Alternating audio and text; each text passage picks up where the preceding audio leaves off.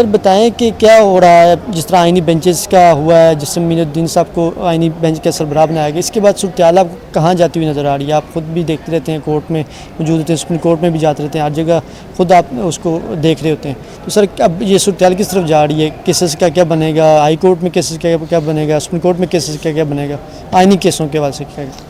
ایک تو 12 جولائی کو جو مخصوص نشستوں کا فیصلہ آیا تھا، اس کے بعد اور اس سے پہلے جو 6 ججز نے خط لکھا تھا 25 مارچ 2024 کو، تو اس کے بعد سے حکومت جو ہے وہ یہ طے کر چکی تھی کہ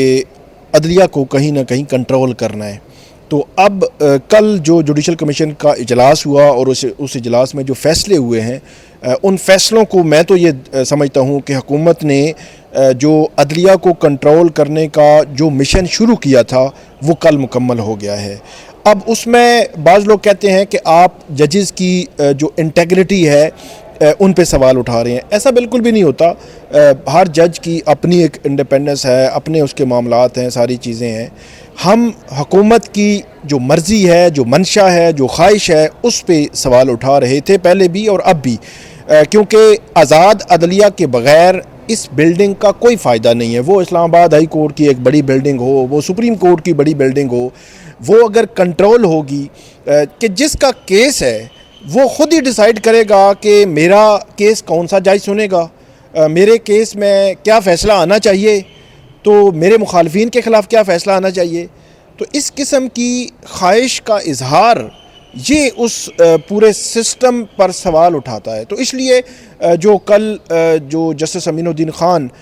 کی سربراہی میں لارجر بینچ بنا ہے، جسٹس امین الدین خان کے اپنے ووٹ سے وہ حتمی ووٹ تھا ان کا، جس کی وجہ سے وہ جس آئینی بینچ کے سربراہ بنے ہیں اور آئینی بینچ میں وہ موجود ہوں گے، تو سپریم کورٹ میں اب سپریم کورٹ کے اندر ایک سپریم کورٹ بن چکی ہے۔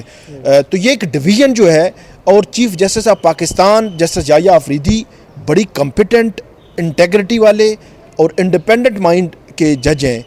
جسٹس منصور علی شاہ کے اندر اس سے زیادہ جو ہے وہ صلاحیتیں موجود ہیں، قابلیت موجود ہے۔ جسٹس منیب اختر کے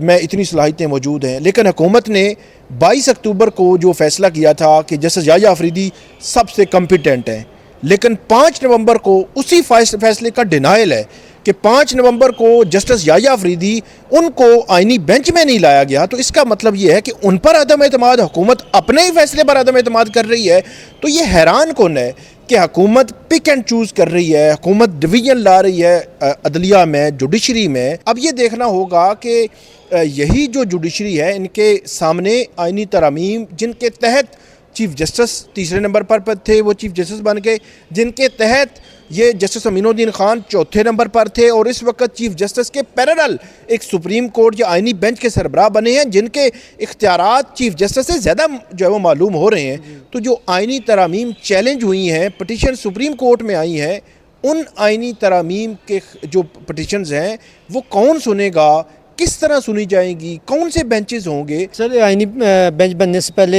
منصور علی شاہ صاحب اور منیب اختر صاحب نے خط لکھا تھا چیف جسٹس کے فل کورٹ اجلاس بلایا جائے، جو کہ نہیں بلایا گیا 4 نومبر کا، تو کیا وجہ ہے کہ فل کورٹ اجلاس کیوں نہیں بلایا گیا؟ اور اب آپ کیا سمجھتے ہیں کہ کیا وکلاء تحریک وغیرہ چلانے میں کامیاب ہوں گے، اور اب ان کو وکلاء کو تحریک چلانی چاہیے؟